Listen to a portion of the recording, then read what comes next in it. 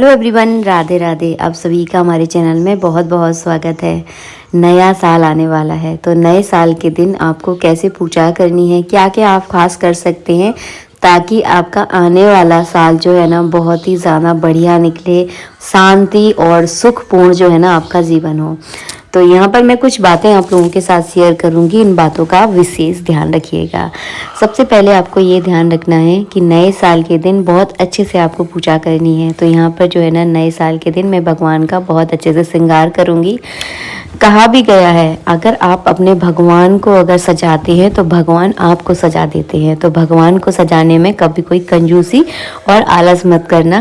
कोशिश करना कि भगवान को आप बहुत अच्छे से सजा सको। अपना अपना तरीका होता है सजाने का भी। तो यहाँ पर मैंने बढ़िया से नए वाले कपड़े ले लिए हैं। अगर आपके पास नए नहीं है, अगर पुराने पहले के भी बहुत अच्छे कपड़े हैं तो आप वो भी पहना सकते हैं। ऐसा नहीं है कि नई शॉपिंग ही करनी है, तो ऐसा कोई ज़रूरी नहीं है। तो यहाँ पे मैंने सारा सामान निकाल लिया है। भगवान के मुकुट, माला, हाथों के कंगन। नए साल के दिन जो है ना मैं इसी तरह से भगवान का श्रृंगार करती हूँ। तो यहाँ पर दिन की शुरुआत, और हाँ, नए साल के दिन बिल्कुल टाइम से उठती हूँ मैं। मतलब आप एक नियम ले लीजिए अपने जीवन का कि हमें जल्दी उठना है। जल्दी उठने के बहुत ज़्यादा फायदे हैं। ऐसा नहीं है कि आपका शरीर ठीक रहेगा, वो तो रहता ही है शरीर ठीक, उसके अलावा आपके ग्रह बहुत अच्छे हो जाते हैं। अगर आप सूर्य उदय होने से पहले उठते हैं तो अगर आपका दुर्भाग्यहीन भाग्य भी है, मतलब आपका भाग्य बहुत खराब है, समय आपका साथ नहीं देता है, आप बस एक काम कर लीजिए, सुबह जल्दी उठना चालू कर दीजिए और फिर देखिए इसके क्या रिजल्ट होते हैं। मतलब धीरे धीरे, मतलब बहुत कुछ जो है ना आपके हिसाब से चीज़ें होने लगेंगी, आपके काम बनने लगेंगे। तो सुबह उठने के बहुत फ़ायदे होते हैं। तो कृपया करके इस साल ये कोशिश करें कि 1 जनवरी से ही आप सुबह जल्दी उठना चालू कर दें।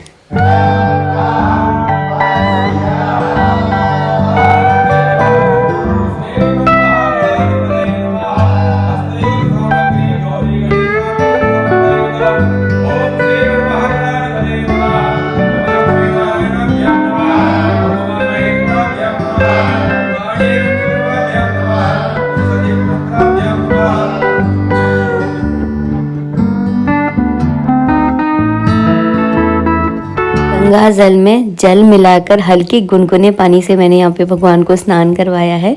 और यहाँ जो है ना मैं अब श्रृंगार का सामान निकाल रही हूँ। तो इस तरह के बॉक्स में जो है ना सारा मैं सामान रखती हूँ ताकि मुझे आसानी से मिल जाता है, वरना चीज़ें खो जाती है फिर वो मिलती नहीं है। तो यहाँ पे सभी भगवान को मैं इस तरह से अंग पोषण कर रही हूँ और पूरे भाव से पूजा करें। ऐसा नहीं है कि जैसे मैं कर रही हूँ वैसे आपको करना है।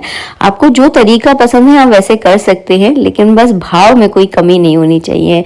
आप इस तरह से पूजा करते समय किसी मंत्र को भी जप सकते हैं, जैसे चाहे भगवान विष्णु का हो या भगवान शिव का हो, कोई भी मंत्र। और ये दोनों मंत्र का देखे जाएं तो बहुत छोटे मंत्र हैं। जैसे कि अगर आप भगवान शिव का मंत्र जप रहे हैं तो नमः शिवाय, नमः शिवाय, नमः शिवाय, इस तरह के अगर आप मंत्र जपते हैं ना, ये भी आप लोगों के लिए बहुत फायदेमंद है। तो इस तरह के नियम जो है ना इस नई साल में लिए।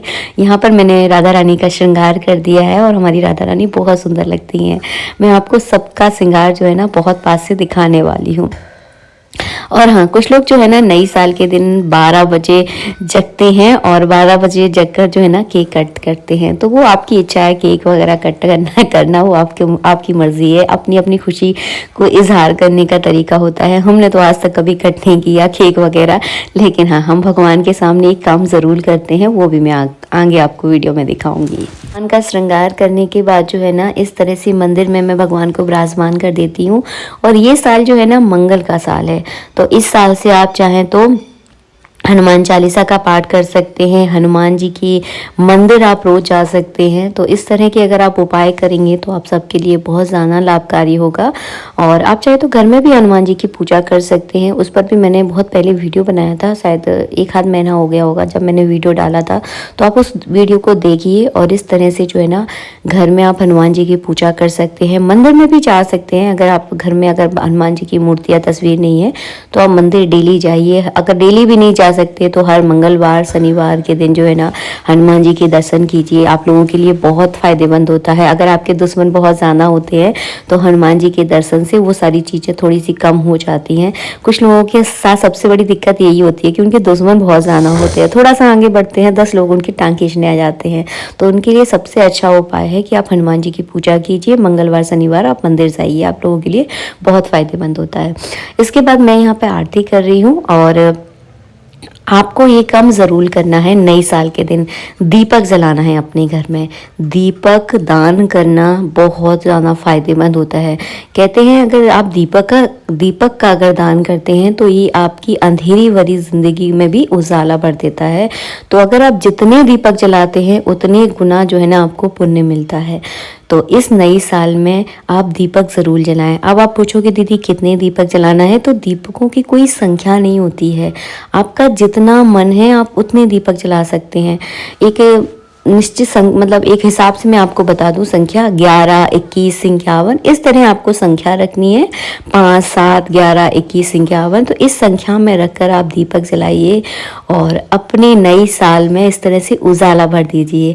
आप चाहे अपने ठाकुर जी के सामने दीपक जला सकते हैं, तो माता तुलसी के सामने दीपक जला सकते हैं, या फिर आप जिनको भी मानते हैं, भगवान के अलग अलग रूप हैं, तो आप जिनको भी मानते हैं उनके सामने इस तरह से दीपक जलाकर अपने नए साल की शुरुआत करें, ताकि ये साल आप सबके लिए खूब मंगलमय हो, आपकी सारी मनोकामनाएं पूरी हो और आपकी ज़िंदगी में उजाला ही उजाला भर दे। आप रात में 12 बजे तक जगते हैं तो इन दीपकों को रात में 12 बजे ही आप जलाएं। अगर आप इतनी देर तक नहीं जगते हैं तो सुबह जल्दी उठकर भगवान को इस तरह श्रृंगार करें, उनके सामने जो है ना इस तरह से दीपक जलाएं। दीपक का एक नियम होता है कि सूर्य उदय होने से पहले या सूर्य अस्त होने के बाद में रात में जला सकते हैं या सूर्य उदय होने से पहले जला सकते हैं। तो अपने हिसाब से टाइम टेबल देख लें और इस तरह से दीपकों का दान जरूर करें। इसके अलावा एक उपाय आपको और करना है, ये उपाय भी आप लोगों के लिए बहुत फायदेमंद है।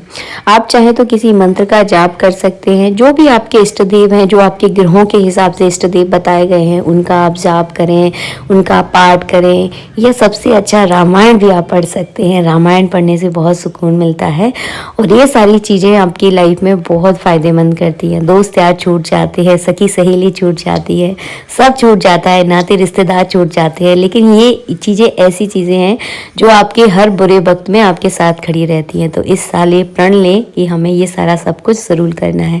ऐसा नहीं है कि एक ही दम सब कुछ करना है, कोई भी एक नियम जो है ना आप लें और फिर देखिए आपका साल कितना बढ़िया जाता है।